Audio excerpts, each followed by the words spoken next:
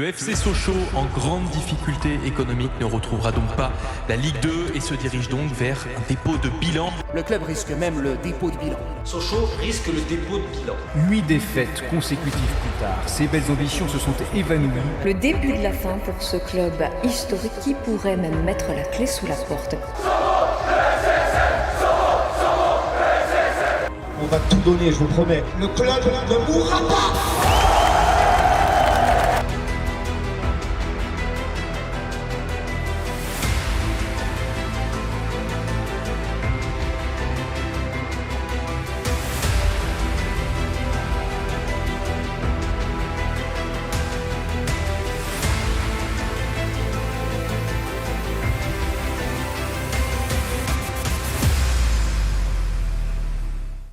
En 1928, Jean-Pierre Peugeot, dirigeant de l'entreprise automobile Peugeot, fonde un club qui s'appelle le FC Sochaux, et en 1930, il fusionne avec un autre club de la région, l'AS Montbéliard, ce qui va forcément donner le FC Sochaux-Montbéliard, club où les ouvriers de Peugeot viennent jouer. D'ailleurs en 1930, lors de la toute première Coupe du Monde de l'histoire, le joueur à avoir mis le premier but de l'histoire d'un mondial, c'était Lucien Laurent, joueur de Sochaux, et cette même année, le directeur de l'entreprise automobile, toujours Jean-Pierre Peugeot, va créer un autre tournoi en plus de la Coupe de France, qui va s'appeler justement la Coupe Peugeot. La première édition a été remportée par Sochaux avec un 6-1 en finale face à l'Olympique Lillois. D'ailleurs, elle s'est jouée au Parc des Princes. Le système était plutôt simple, 2 groupes de 4 et 2 finalistes à la fin. Le club doubiste avait d'ailleurs mis en phase de poule un 4-0 et un 3-0 à l'Olympique de Marseille, mais aussi encore un 6-1 face à Roubaix. En 1932, ce sera le FC Mulhouse qui remportera la compétition, et au final, cette coupe c'était les prémices de la Ligue 1, puisqu'elle sera créée l'année d'après avec quasiment les mêmes clubs. On retrouve 20 équipes, mais dispatchées dans 2 groupes. Et après, il y a une finale entre les 2 premiers du groupe. Un petit peu comme la MLS d'aujourd'hui finalement. Et d'ailleurs, les premiers à avoir obtenu leur statut professionnel en France, c'est bien les Sochaliens. Le club a donc indirectement créé la D1 et remportera justement le championnat de France en 1935 et en 1938, avec notamment toujours Lucien Laurent, Étienne Mateleur, le capitaine de l'équipe de France, mais aussi Roger Courtois, le recordman de buts dans un seul club français, avec notamment 350 réalisations en 404 matchs. Et à ce jour, il est toujours premier. Mais très rapidement dans ces années-là, vous savez ce qui se passe, la Seconde Guerre mondiale. Le directeur sportif Auguste Bonal, qui travaillait également chez Peugeot d'ailleurs, a ralenti et saboté les productions sous l'occupation allemande. Il a été déporté en 1944 et assassiné le 23 avril 1945, seulement 2 semaines avant l'armistice. Le stade du FCSM, qui s'appelait à l'époque le Stade de la Forge, sera renommé le Stade Auguste Bonal. Finalement, le club survivra après la guerre, et dans les années 50, Sochaux reste fidèle à son identité, un club ouvrier et toujours intimement lié à son entreprise automobile. 1953 marquera une étape importante. Sochaux termine vice-champion de Division 1, une première depuis l'après-guerre. Cela montre que le club a encore du potentiel et peut revenir au sommet. En 1959, ils atteignent la finale de Coupe de France face au Havre. Il y a eu 2-2 lors de la finale, elle a donc été rejouée, score final 3-0 pour les Havrais. Cependant, les années 60 marquent une période de transition. Sochaux navigue entre l'élite et la deuxième division, mais continue de miser sur la formation de jeunes talents. Une philosophie qui deviendra d'ailleurs sa marque de fabrique. Et après une remontée en D1, en 1967, le club revient en finale de Coupe de France, qui sera cette fois-ci perdue face à l'Olympique Lyonnais 3-1. Par contre, les années 70 seront une vraie révolution pour le club sochalien, avec une 3e place de D1 en 1972 et donc une qualification en Coupe UEFA, qui était l'ancien nom forcément de l'Europa League, qui avait à l'époque beaucoup plus de valeur parce que c'était le gagnant du titre qui pouvait se qualifier à la Ligue des Champions. Le reste allait en C3. D'ailleurs, le club s'est qualifié seulement une saison après la création. Et en 1974 va éclore la plus grande force du FC Sochaux, le centre de formation, qui deviendra par la suite l'âme du club. En 1976, une nouvelle 3e place de D1, et en 1980, le club termine vice-champion de France. Donc forcément, pas de qualification en Ligue des Champions, mais bien en Coupe UEFA. Mais depuis, pas mal de choses ont changé. Un effectif ultra solide avec des joueurs comme Albert Rust, Yannick Stopira, Patrick Révelli, Jean-Christophe Thomas, Philippe Anziani, Saïd Jurkalic, ou encore celui qui est peut-être le meilleur joueur de l'histoire du club, Bernard Gengini, qui a d'ailleurs été 2 fois demi-finaliste de Coupe du Monde avec l'équipe de France, mais aussi vainqueur de l'Euro 84. Il est d'ailleurs le seul joueur de l'histoire à avoir inscrit 2 coups francs en une Coupe du Monde. C'était d'ailleurs lors du légendaire mondial 1982. Et avec cette génération, Sochaux va réaliser en 1980-1981 la plus belle épopée européenne de son histoire. 32e de finale de Coupe UEFA, les jaunes et bleus affrontent le Servette de Genève.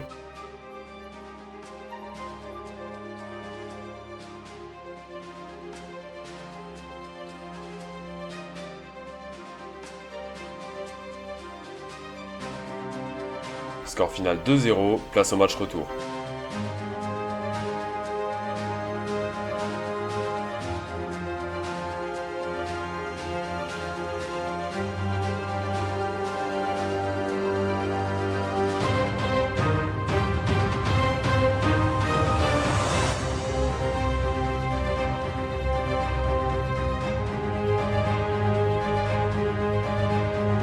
2-1 pour le Servette Genève, ça fait donc 3-2 au score cumulé. C'est donc le club doubiste qui passe. Ils vont d'ailleurs retrouver le Boavista Porto en 16e de finale.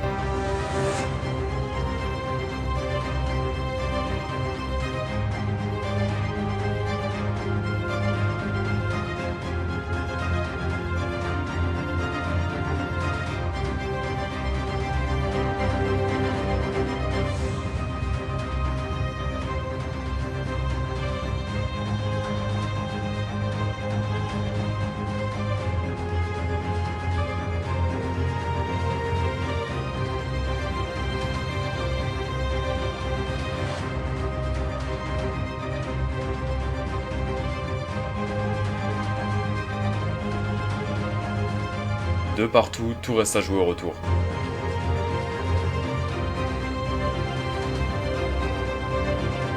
« 1-0, Sochaux passe en 8ème et va affronter l'Eintracht Francfort. Et là, les choses sérieuses commencent. «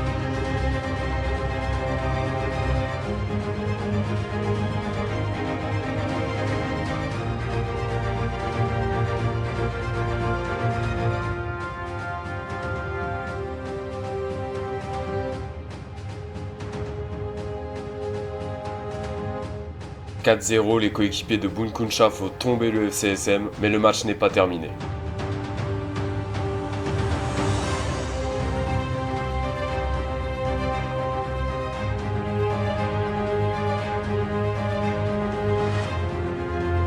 Les Sochaliens ont réduit l'écart de 2 buts, ça fait donc 4-2, mais à Bonal, il va falloir assurer.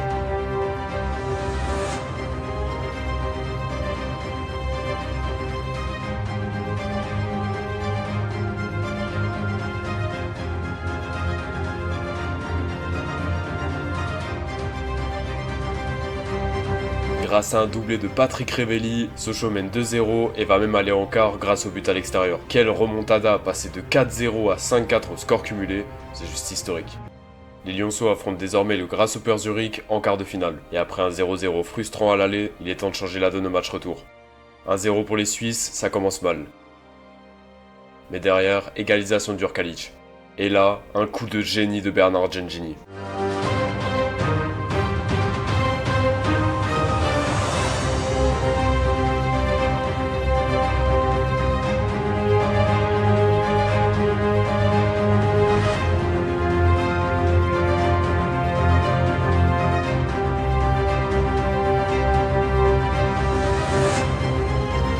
Le stade Bonal explose, est en folie, le FCSM est en demi-finale de Coupe d'Europe pour la première fois de son histoire. Demi-finale aller, Sochaux, AZ Alkmaar.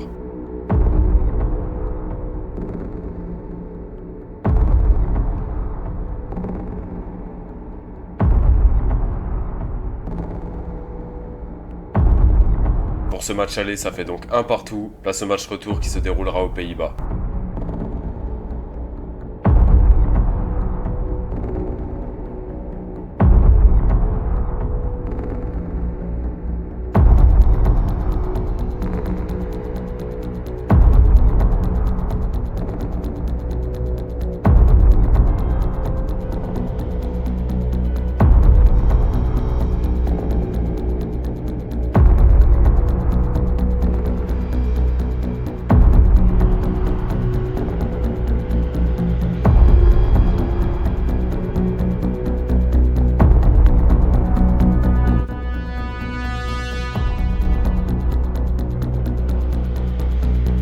Malheureusement c'est terminé, l'AZ Alkmaar s'impose 3-2, c'est terminé pour les Sochaliens malgré un parcours remarquable, une épopée qui restera dans l'histoire.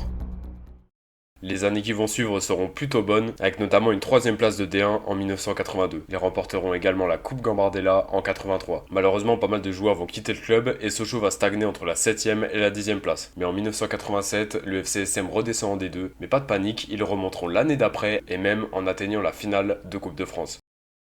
11 juin 1988, finale de la Coupe de France entre le FC Sochaux et le FC Metz. Les deux clubs de l'Est vont tenter d'arracher la coupe.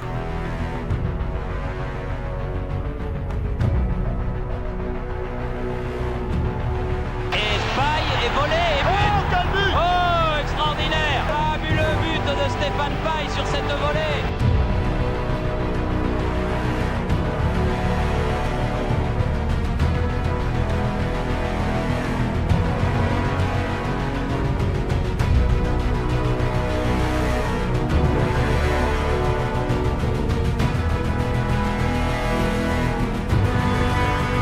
sera donc au terme d'une séance de tir au but.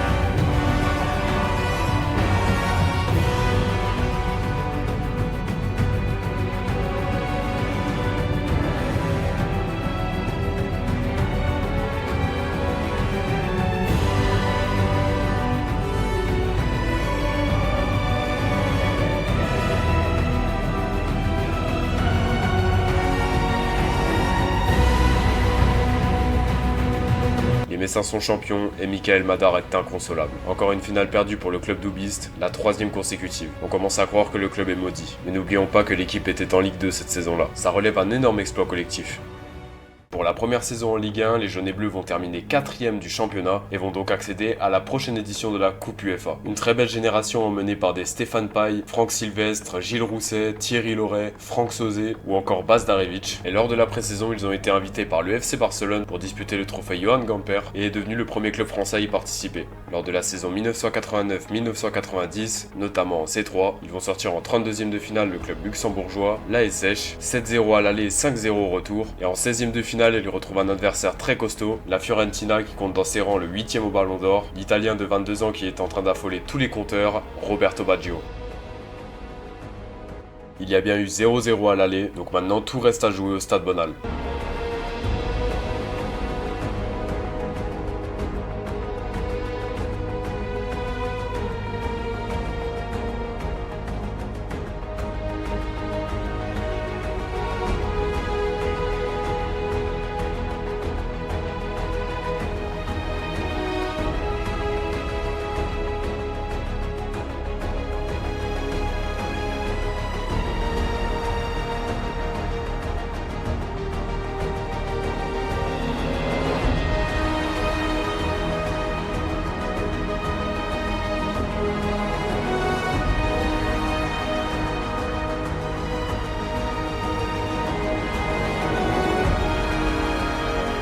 Score final 1 partout, malheureusement la décision du but à l'extérieur donnera l'avantage à la Fiorentina qui ira en 8e.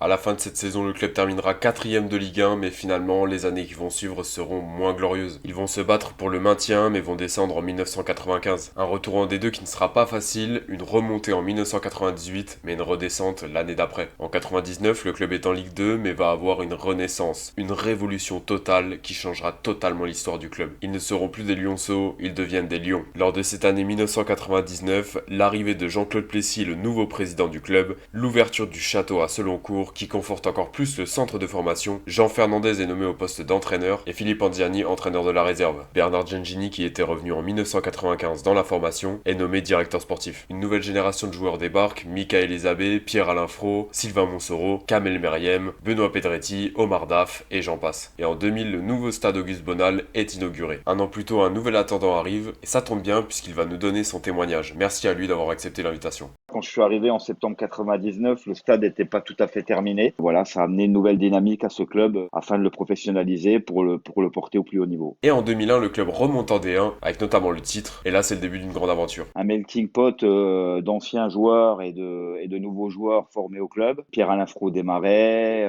Benoît Pedretti, on est allé chercher avec l'équipe C. C'est Jean Fernandez qui l'avait recruté avec la C du club à l'époque. Je suis arrivé, il y avait Kamel Meriem, il y avait Omar Daf, il y avait Daniel Youboya, il y avait Michael Ravo, donc une très belle génération du centre de formation. En 2002, après une première saison en D1 où ça s'est terminé d'ailleurs à la 8e place, il y a aussi eu une demi-finale de Coupe Intertoto, donc deuxième demi-finale européenne dans l'histoire du club. Alors déjà, c'est assez sympathique de parler de cette Coupe Intertoto, parce que c'est vrai que plus personne n'en parle, mais c'était quand même une expérience exceptionnelle, avec des très beaux déplacements, dans des très beaux stades, style Fulham, ou même d'aller en Lituanie, ou jouer des petits clubs comme ça, c'était vraiment une expérience extraordinaire, puisque les matchs démarraient tôt au mois de juillet, ce qui nous permettait de nous préparer à travers ces matchs-là. C'était un avant-goût de la Coupe d'Europe. Avec l'année suivante, l'arrivée de Guy Lacombe. En 2003, il y a eu cette finale de Coupe de la Ligue, malheureusement perdue contre le grand Monaco, celui qui battait tout le monde à l'époque et qui a même fini en finale de la Ligue des Champions, mais en se promettant que l'année d'après, on y retournerait pour la gagner. Mais la saison 2003-2004 va être la plus prolifique de l'histoire du club. Comme en 2003, le club finit 5e de Ligue 1, Jean-Claude Plessis visait même la qualification en Ligue des Champions qui n'a malheureusement pas été atteinte. Et la même saison en Coupe UEFA, les Sochaliens retrouvent Dortmund en 32e de finale.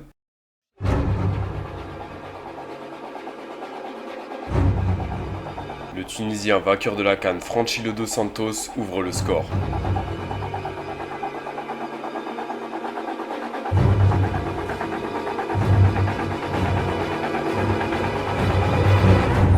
Pierre-Alain Fro climatise le mur jaune avec une frappe somptueuse.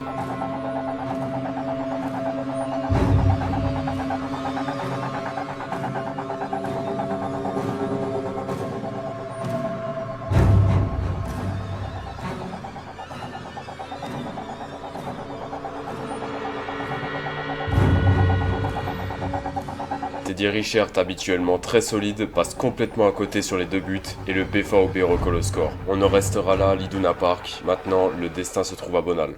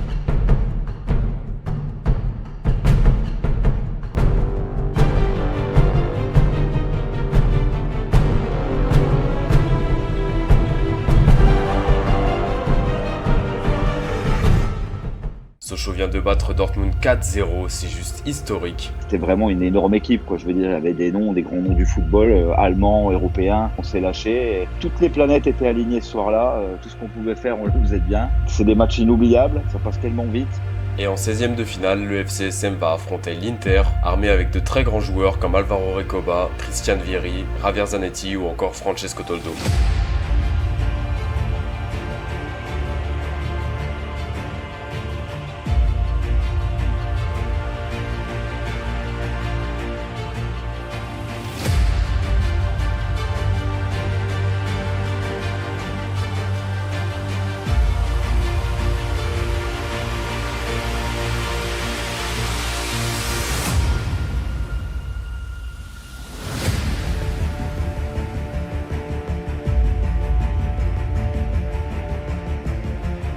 On répond à Bobo Vieri avec encore un but exceptionnel.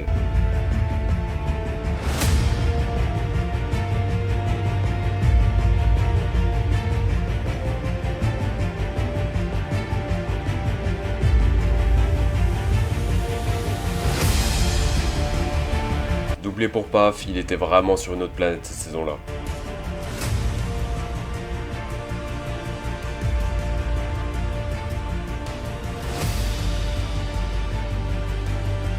Au match retour, il y a eu 0-0. L'Inter passera grâce au but à l'extérieur, mais Sochaux n'aura perdu aucun match. Ça, c'était aussi extraordinaire. C'est vrai qu'à San Siro, on fait match nul là-bas et il y avait encore les buts contre double à l'extérieur. Et malheureusement, le 0-0 et le 2-2 nous permet pas de passer. Et idem, les Materazzi, comme vous disiez, les Toldo.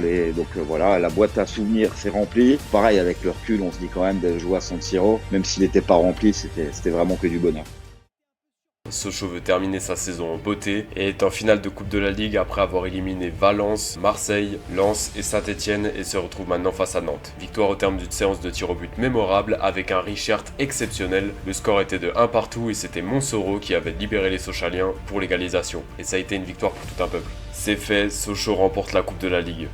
Et la finale, extraordinaire, hein. Un moment où ça se joue jusqu'au bout, au pénalty, Teddy Richer, des grands soirs, puis cette coupe qu'on ramène à la maison, donc c'est des forts moments, franchement inoubliables, hein.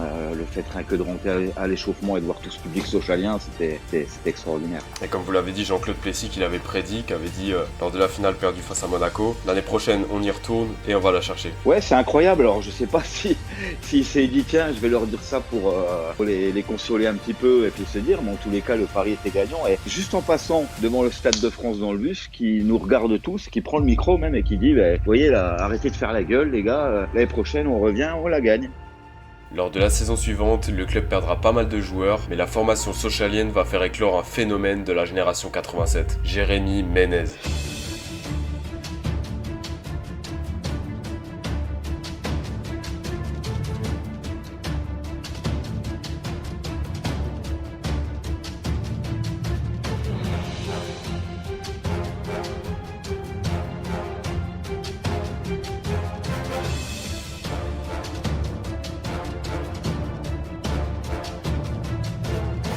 Triplé contre les Girondins de Bordeaux à 17 ans, ce qui fait de lui le plus jeune joueur de l'histoire à avoir inscrit 3 buts en Ligue 1, et de très loin. Ferguson l'a même convoité, mais il a préféré rester à Sochaux. Finalement, il partira au bout de 2 ans à l'AS Monaco, et durant ces 2 saisons, le club a quand même eu pas mal de difficultés. 10e en 2005 et même 15e en 2006, mais en 2007, le club va revenir en force sur le plan national. Une 7e place de Ligue 1 qui rassure, mais surtout une finale de Coupe de France qui les attend face à Marseille.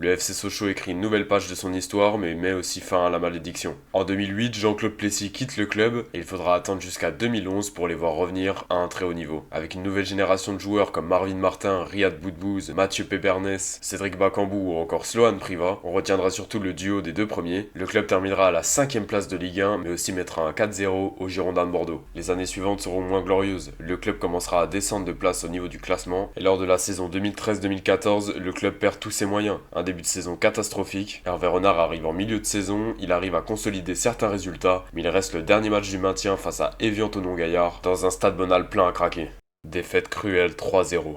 Sochaux évoluera désormais donc en Ligue 2 et un an plus tard, en 2015, l'âme du club Peugeot vend le club pour une 50aine de milliers d'euros. Le club a été bradé à des dirigeants chinois, s'en suivra une copropriété aussi avec le Deportivo Alavés et l'entreprise Baskonia. Le club sera ensuite vendu à Nanking, un projet plus ambitieux, enfin du moins qui laissait paraître. En 2022, le club arrive presque à monter en Ligue 1 en passant une partie des barrages face au Paris FC mais en s'arrêtant en demi-finale contre Auxerre au tir au but. L'année suivante, à la mi-saison, le club est dans très bonne position, les joueurs ne sont plus dans le projet et surtout une grosse crise financière va impacter le club. Le club est relégué en national et on commence à parler d'un dépôt de bilan. Les joueurs comme Aldo Kaloulou, Maxence Prévost, Gaëtan Oisbeck ou encore Tony Mauricio sont contraints de quitter le club, pourtant étaient dans un beau projet Ligue 2 avec de sérieuses ambitions. Le directeur général Samuel Laurent a failli couler le club, mais finalement ce n'est pas la fin. Mais ça, ce sera dans cette deuxième partie qu'on va aborder avec un invité spécial, Oswald Tanchot, qui va nous donner son témoignage sur la saison 2023-2024. Bonjour Oswald, merci beaucoup d'avoir accepté l'invitation. Avec plaisir, merci de m'avoir invité. Entraîneur du FCSM lors de la saison 2023-2024, passé également par Grenoble, Le Havre et Amiens. Donc le 3 juillet 2023, vous avez été présenté à Sochaux juste après la rétrogradation en national par la DNCG. Et on apprend ensuite que le club risque le dépôt de bilan avec une descente en National 3, voire même régionale pour certains. J'ai senti à l'intérieur de moi une forme de colère parce que j'avais signé dans un club ambitieux qui m'avait soumis à un projet de développement de jeunes joueurs qui pouvait nous amener jusqu'à jouer le haut de tableau pour accéder à la Ligue 1. C'était l'idée, c'était de faire quelque chose de construit sur 3 saisons avec la mise en avant de ce qui fait l'ADN du club, la formation. Et puis lorsque j'arrive, on me dit que cette décision-là va être infirmée en appel, qu'il n'y aura pas de souci. Et puis finalement, ça a rythmé tout l'été avec du froid, du chaud, enfin systématiquement des décisions qui étaient contestées devant les tribunaux. Et voilà, à un moment donné, il n'y a plus du tout de maîtrise de quoi que ce soit du côté du sportif. On attend juste que les décisions tombent le plus rapidement possible pour savoir comment on va pouvoir agir, nous, de notre côté, sur le projet d'entraînement et projet de jeu de l'équipe. C'est vrai que c'était interminable, et au final, l'arrivée de Jean-Claude Plessis, le retour, et Pierre Ventier notamment, le club évoluera finalement en national, le dossier a été validé par la DNCG. Vous êtes dans quel état d'esprit? C'est-à-dire que vous arrivez, vous êtes censé être en Ligue 2, tout le monde est content, vous êtes arrivé justement pour le championnat de Ligue 2 et non pas national. C'est un peu le paradoxe de cette décision-là, c'est qu'en même temps, c'est une décision qui est salvatrice. Ça permet au club d'exister, de ne pas être trop bas dans la hiérarchie du football français, même si la place de Sochaux n'est absolument pas dans cette division-là. Mais quelque part, c'est un moindre mal. On doit s'en réjouir, mais en même temps, on peut pas passer sous silence que c'est une décision qui est quand même qui a des conséquences graves, parce qu'on le verra plus tard, il y aura des licenciements, le club va devoir réajuster son projet par rapport à ces nouvelles contraintes budgétaires et je dirais au niveau du quotidien, il y a beaucoup de choses qui vont changer. J'ai subi cette décision-là comme tout le monde. Je suis arrivé dans un nouveau club, j'ai déménagé ma famille, je suis arrivé à un endroit où je devais pratiquer dans un certain niveau, et puis je me retrouve au national. Mais comme c'est le FC Sochaux et que ce club a tellement d'atouts et est tellement prestigieux, on ressent tellement de poids de l'histoire dans ce club-là moi j'ai vite basculé en me disant que je pouvais peut-être à mon modeste niveau aider le club à repartir et à l'aider à reposer les fondations pour un avenir radieux. Lorsque vous êtes arrivé, est-ce que vous avez eu des doutes sur la direction ou quoi avant même de parler de dépôt de bilan ou quoi? Est-ce que vous avez senti qu'il y a quelque chose qui n'allait pas? Non, ce que j'ai senti, c'est qu'il y avait beaucoup d'atermoiements, qu'il y avait beaucoup d'erreurs de fait dans un passé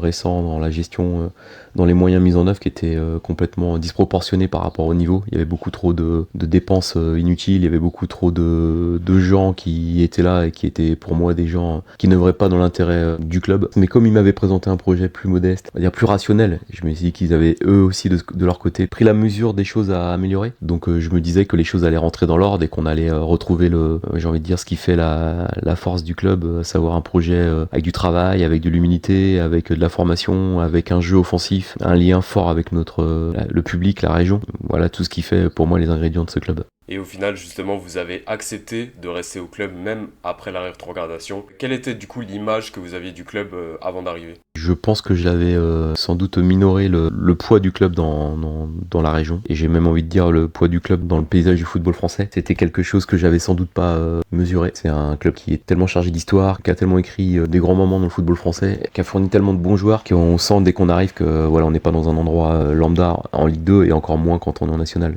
Les gens connaissent vraiment le foot par là-bas. C'est vrai qu'il y a eu un engouement spécial par rapport à ça, même plus gros que les saisons précédentes, ça a remobilisé tout le monde, et c'est ce qui a fait justement que vous êtes resté, j'imagine. C'est toutes les marques de sympathie, d'affection, vraiment au quotidien, dans tout ce qui fait la vie autour du club. J'ai tellement reçu de remerciements, les gens qui me remerciaient de rester, de m'occuper des jeunes. Je pouvais pas partir à ce moment-là, et surtout j'avais créé un lien avec mes jeunes joueurs. Toutes ces raisons-là qui ont fait que je suis resté, parce que le championnat national c'était quelque chose où j'avais eu beaucoup de sollicitations, et j'avais toujours décliné. Non pas que je pense que ce championnat n'est pas bon, mais c'était pas dans mes projets à ce moment-là. Là, je me suis jamais dit que j'étais en national, je me disais que j'étais à Sochaux en fait. Ce premier match d'ailleurs face à Gol FC, vraiment les débuts, un effectif qui se construit, qui ne se connaît pas, mais tout cet engouement, les gens dans les tribunes, ça a été quand même un moment très spécial, quoi. Ouais, très spécial quand je suis rentré avec l'équipe sur le terrain au coup d'envoi, que j'ai vu ce stade tout jaune, avec des gens, des familles, des enfants partout.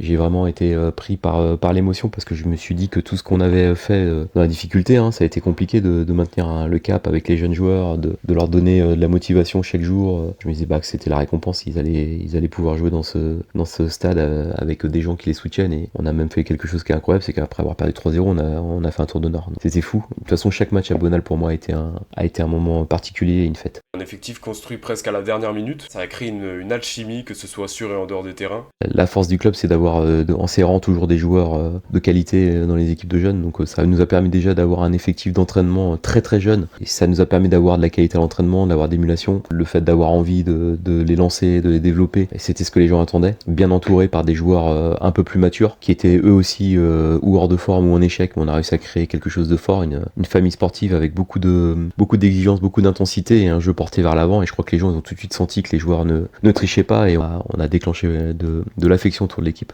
Donc les résultats étaient plutôt bons par rapport aux attentes. En tout cas, c'est vrai qu'il y a eu, on a vu des séquences de jeu qui étaient magnifiques, avec des séquences de possession, avec un jeu très porté vers l'avant, comme vous l'avez dit. Franchement, c'était un régal à avoir joué. Déjà dans mon projet, lorsque j'ai pris la responsabilité d'équipe qui était censée jouer en Ligue 2, c'était vraiment quelque chose d'important, auquel je croyais et que j'avais mis au centre de mon modèle d'entraînement, c'est que je voulais un football offensif très électrique, avec du pressing, avec des transitions, avec l'attaque des espaces, mais tout en ayant la capacité de contrôler les tempos. Et on a réussi à mettre ça en place parce que j'avais les joueurs adaptés. Après, le fait de ne pas avoir eu de préparation ou très peu de préparation, ça nous a quand même à un moment donné desservi, et il faut pas se cacher aussi que le parcours en coupe nous a laissé on a lâché un peu de gomme, mais le problème c'est pas tant ces moments-là, c'est que lorsqu'on a commencé à parler d'autre chose que de maintien, de se faire plaisir et d'amener les gens avec nous pour poser des bases d'un futur radieux, et je pense qu'il y a eu des erreurs qui ont été faites dans la communication, et qu'on s'est aussi à certains endroits du club sans doute vu trop beau par moment. C'était à mon avis une erreur, il aurait fallu rester très, très humble, et à partir du mercato d'hiver, il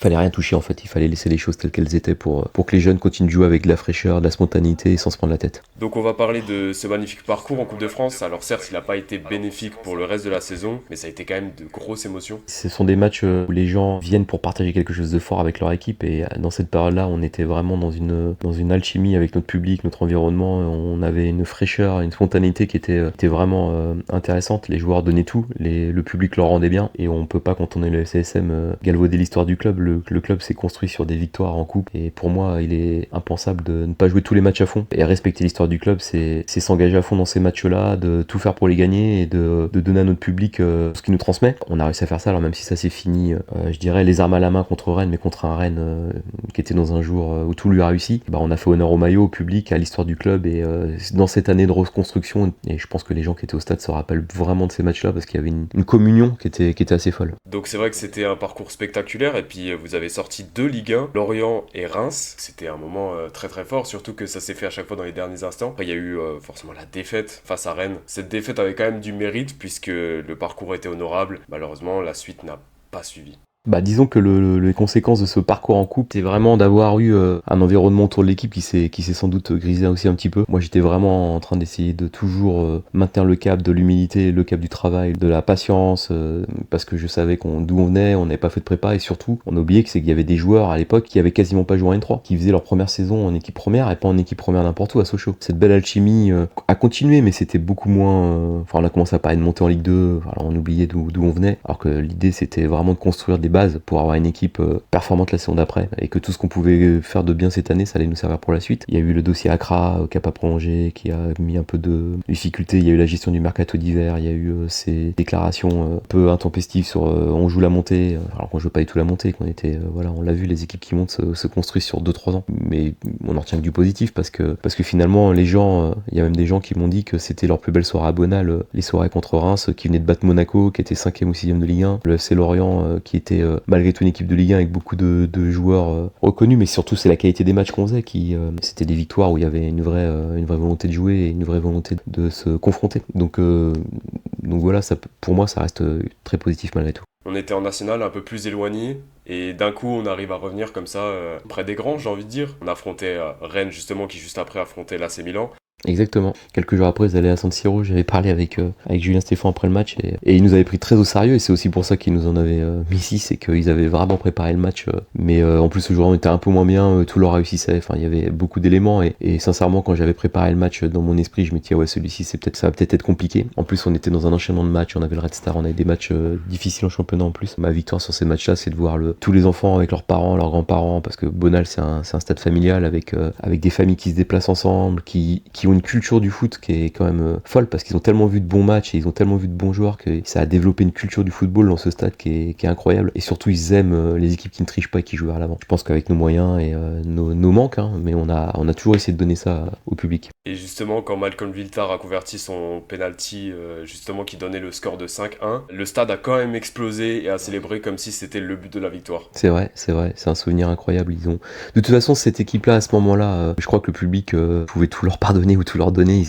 Mais ils s'en sont rendus compte qu'après. Malheureusement, je leur disais tout le temps que c'était quelque chose qu'ils vivraient peut-être une fois dans leur carrière, d'avoir autant d'amour, autant d'affection d'un public. Que du positif, il y avait une telle solidarité. C'était vraiment une quête collective avec des supporters qui ont sauvé le club par leurs dons, en se déplaçant, en achetant les maillots, des dirigeants qui se sont mobilisés dans l'ombre avec des actionnaires locaux, un staff technique, un centre de formation. Enfin, il y avait une solidarité à tous les étages. C'était vraiment une belle période. Un joueur qui est arrivé au mercato d'hiver, c'est Dimitri Liénard. Son intégration n'a pas été facile. Vous l'avez voulu ou c'était imposé par la direction? En fait, dans cette période de mercato d'hiver, on avait fixé des besoins qui étaient assez clairs. On avait besoin de trouver un complément à Amilcar Silva au poste de latéral gauche et un défenseur central. Donc on a pris Boris Moltenis, qui connaissait le club, l'environnement, un garçon avec un état d'esprit top, et puis Maxime Bastian qui avait fait une montée avec Annecy, un maintien en Ligue 2 avec Annecy. On n'avait jamais parlé de milieu de terrain. Il n'y avait pas de besoin, il y avait Malcolm, il y avait Alan Accra, il y avait Rolly Pereira, on avait beaucoup de jeunes, Nelson Mendes qui commençait à faire des bancs, Eli Kayembe, Kevin Ogaz, Diego Michel, on avait beaucoup de joueurs. Au départ, pour moi, c'était pas une éventualité ni une option. Le fait qu'Alan Accra ne prolonge pas son contrat, ne signe pas son contrat pro, a crispé un peu les gens au niveau de la direction. Je pense qu'ils ont voulu aussi lui dire si tu signes pas, tu joueras plus. On m'a demandé de le rencontrer plusieurs fois depuis sa résiliation avec Bastia, et j'ai eu un bon contact avec Dimitri. On a beaucoup parlé de football, on s'est bien entendu sur le football. Je me suis dit, alors on m'a dit si tu joues la montée avec ce joueur-là, ça va t'aider, les coups de pied arrêtés, l'expérience, etc. On m'a donné des arguments pour le faire. Alors c'est une décision qui a été collégiale, mais à la base c'était pas pour moi il n'y avait pas de besoin à ce poste-là, parce que l'équipe, il y avait Dramé qui allait revenir aussi. La décision on l'a prise tous ensemble. C'est pas Dimitri qui a empêché l'équipe après de gagner les matchs ou qui a empêché l'équipe de mieux jouer. Voilà, c'est juste que la période elle était moins bonne et que lui il a été un peu stigmatisé ou vu comme celui qui avait cassé la dynamique. C'est pas du tout le cas. Voilà, mais juste je vous explique la genèse de son arrivée, et au départ il n'y avait pas du tout de besoin à ce poste-là. Pour moi c'est toujours très difficile d'avoir des joueurs qui ont connu la Coupe d'Europe, la Ligue 1, redescendre en national, parce que tout est différent. Un exemple tout simple, mais quand tu es habitué à te déplacer en avion privé, que tu traverses la France en bus et que tu arrives au petit matin avec des joueurs qui ont tout connu, 35-36 ans, et pour moi déjà ça c'est très très compliqué. Et ensuite finalement une période compliquée se suit, donc forcément avec l'après-Coupe de France. Ça a été pour vous un aspect purement sportif ou de fatigue, ou ça a été vraiment, il y a eu des choses en dehors de terrain qui a fait que...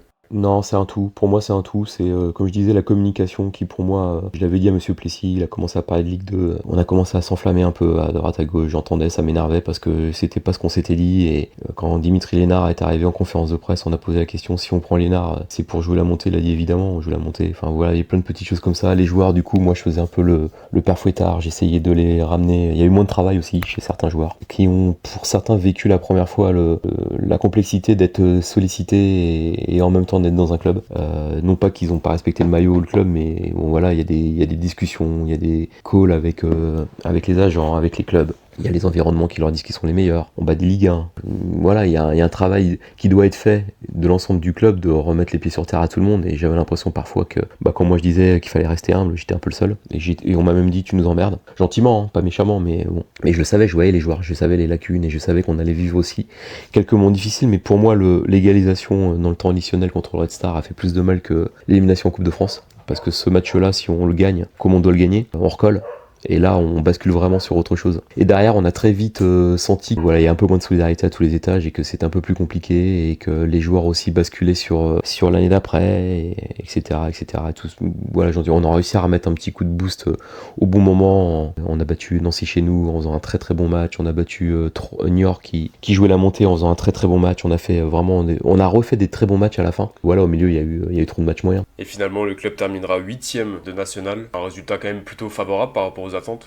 Quand on sait que cette saison-là, il y avait, je crois, 5 ou 6 relégations, qu'on s'est quand même maintenu sans trop se faire peur, en faisant en plus un 8ème de finale de Coupe de France, qu'on a promu des jeunes du centre de formation. Le bilan, il est très positif parce que finalement, de finir 5ème ou 8ème, ce qui compte, c'est pas ça, c'est les émotions. Le match à Dijon, c'est un match spécial. Nancy à la maison, c'est un match spécial. Enfin voilà, on a souvent été quand même fidèles au rendez-vous. Le Red Star, une nuit de près, c'est une grosse affiche, on gagne dans un match difficile contre une équipe qui est construite depuis 3 ans avec d'autres moyens que les nôtres. Je dirais que globalement, cette équipe a peu déçu. Et puis finalement, il y a ce dernier match face à Versailles. Et ça a été une page qui se tourne, puisque ça a été votre dernier match avec le club. On est en droit de se demander comment ça s'est fait. On parlerait de certains détails du contrat. Bien sûr.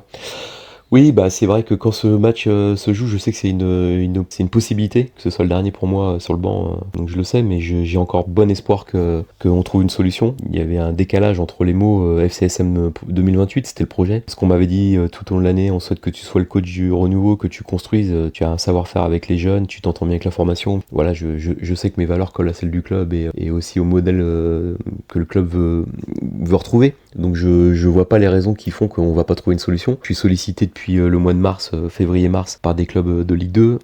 J'ai fermé la porte et à ce moment-là, quand je vois que ça avance pas, je la rouvre, mais en prévenant. Je lui ai dit, écoutez, si je démarre la saison en n'ayant qu'un an de contrat, c'est que la confiance, elle est quand même limitée, puisque vous allez devoir signer un nouveau coach 2 ans, et que vous allez prendre un coach que vous n'allez pas connaître, vous allez lui donner 2 ans, alors que moi, vous me faites des éloges et vous me dites que vous voulez poursuivre dans la durée avec moi, mais vous voulez pas aller loin. On a mis en avant la hauteur de ma rémunération pour justifier, mais c'est pour moi un faux prétexte, parce que depuis, des entraîneurs sont arrivés, on en a payé 2 dans la même année, avec 2 ans pour un, 6 mois pour l'autre. Il y en a un nouveau qui est arrivé avec une rémunération sans doute plus importante que ce que j'avais. Il y a eu des augmentations aussi dans le management du club, direction du club, donc c'est pas une question de moyens. Il y a eu des joueurs très très bien payés l'année dernière pour un rendement, on va dire vraiment minime, pour pas dire inexistant. Faut pas faire croire aux gens que j'étais trop cher, parce qu'on peut penser que j'avais un salaire impossible à régler. Il y a des entraîneurs en national qui touchaient plus que ce que j'avais sur mon salaire Ligue 2, donc, et encore aujourd'hui. En fait, ce qui se passe, c'est que lorsqu'on se rencontre quelques jours avant le match de Versailles, l'idée c'est de se projeter sur la suite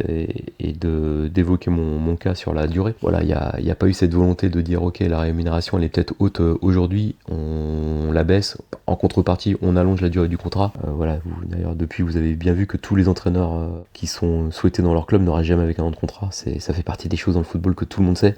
Un entraîneur n'aura jamais avec un an de contrat lorsqu'il est demandé ou lorsqu'on souhaite le conserver. Ça n'a pas été fait, donc il n'y avait pas la volonté de trouver une solution là-dessus. C'était je pense une volonté de certains de me laisser sous pression, et voilà, que je sois pas trop important, je pense. Voilà, globalement en fait c'était peut-être fallait pas que je prenne trop de place dans le projet du club, dans le renouveau, alors que je pense que les actionnaires avaient une vraie volonté de me confier j'ai envie de dire la partie technique sportive. Et en tout cas, de votre passage, au final, que retenez-vous? Alors, sincèrement, que du bon, des rencontres. Déjà d'avoir eu l'honneur d'être à la tête de ce club, le potentiel qu'il a, voilà, j'espère à l'avenir. Et je me dis que ce club, il faut le respecter en toutes circonstances, parce qu'il a quand même failli disparaître, ça a été vraiment tout proche. Et puis j'ai eu le plaisir de rencontrer des gens dans le staff, au centre de formation, dans la direction, Monsieur Plessis, Pierre Ventier, je le connaissais, j'ai travaillé ensemble, il y a eu beaucoup de belles rencontres, et avec les supporters et avec le staff et les joueurs. Donc en tout cas, bonne continuation, merci pour cet échange. Merci, avec grand plaisir. Et je vous souhaite le meilleur pour la suite. Merci à vous, à bientôt, merci. Et maintenant, le club est toujours dans la reconstruction avec un nouveau projet. Après avoir enchaîné 2 entraîneurs qui n'ont pas fonctionné, Karim Okedem et Frédéric Bompard, c'est Vincent Ognon qui est arrivé cet été pour remettre le club sur des bons rails. Pour l'instant, les résultats sont plutôt concluants, 2 victoires. Le club s'appuie toujours sur la formation sochalienne. D'ailleurs, on aurait pu parler de certains joueurs passés par le club: Ivan Perisic, Ibrahima Konaté, Marcus Thuram, Skelia Alvero, Alan Virginius, Maxence Lacroix, Eliezer Mayenda ou encore Tierno Barry. Le club a d'ailleurs remporté au cours de son histoire 3 coupes Gambardella en 1983, 2007 et 2015. Désormais, c'est des joueurs comme Elson Mendes qui peuvent reprendre le flambeau et pourquoi pas remettre ce club à sa place. Mais n'oubliez pas, un lion ne meurt jamais.